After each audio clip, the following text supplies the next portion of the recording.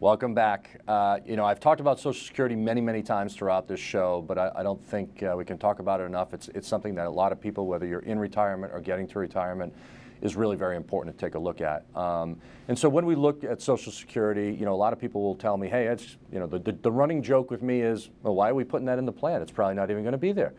And so that happens a lot. The reality of it is, very high probability it is going to be there. The statistics show that it will be 100% funded until 2034.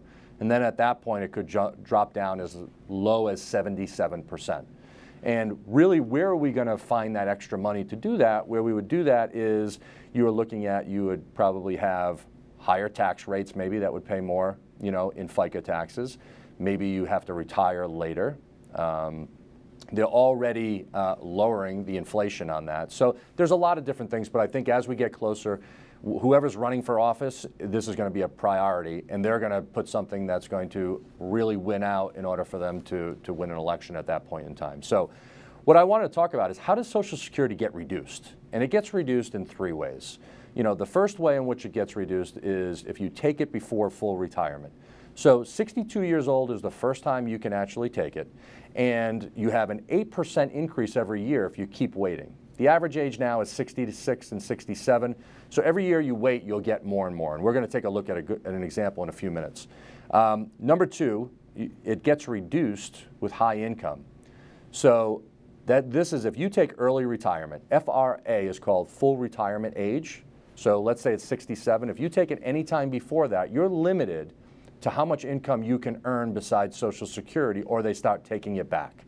And those, are the $18,960. Once you start earning $1 over that, 50 cents goes back to Social Security and it gets reduced. So if you're thinking of still working and you're going to have some decent wages, you probably don't want to take Social Security for that reason.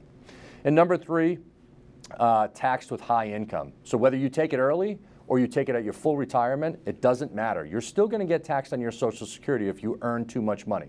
So for married filing jointly, if you're at $32,000 or under, you won't pay any taxes on your Social Security. Between $32,000 and $44,000, you'll pay 50% will be taxable. Not what you'll pay, but 50% of the Social Security amount will be taxable. And if you make over $44,000 per year, 85% of the total Social Security benefit will be taxable, whatever your tax rate is. So what I'd like to do is now pull up this next slide, and it can be a little confusing, so I want to take it in some quick digestible steps. Let's look at the two columns on the left. And the first overall column shows someone that took it at 62, and the second column shows that same person took it at 66. So at 62, they had $12,000 a year. At 66, they had $19,200 if that's when they started. So the question comes to be is, when do these people break even? So it is at age 73 that you would have the same amount that if you took at 62 that you also, if you started at 66.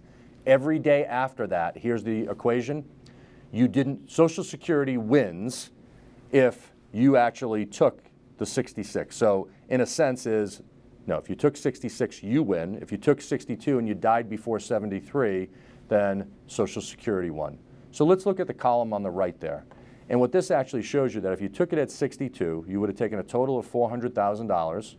And if you took it at 66, you would have a total of $525,000.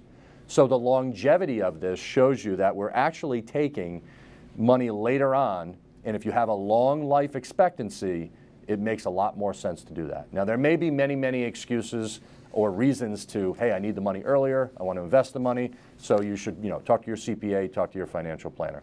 The last slide, because we're a little tight on time here, is some really good resources. ssa.gov, it's a government website. What I really love there, you can do a benefits calculator there. You don't need to wait for your statements. They also look at Medicare, disability. AARP is another way to not have a government website, a little more digestible site, great articles, great resources, $9 a year. Everyone should probably be part of this. And then finally, number three is back to the ssa.gov, but they actually have a blog site, which makes it extremely readable, extremely user-friendly. I like that one a lot too. So when we come back, we're going to answer a viewer question on taking premature retirement distributions. Stay tuned.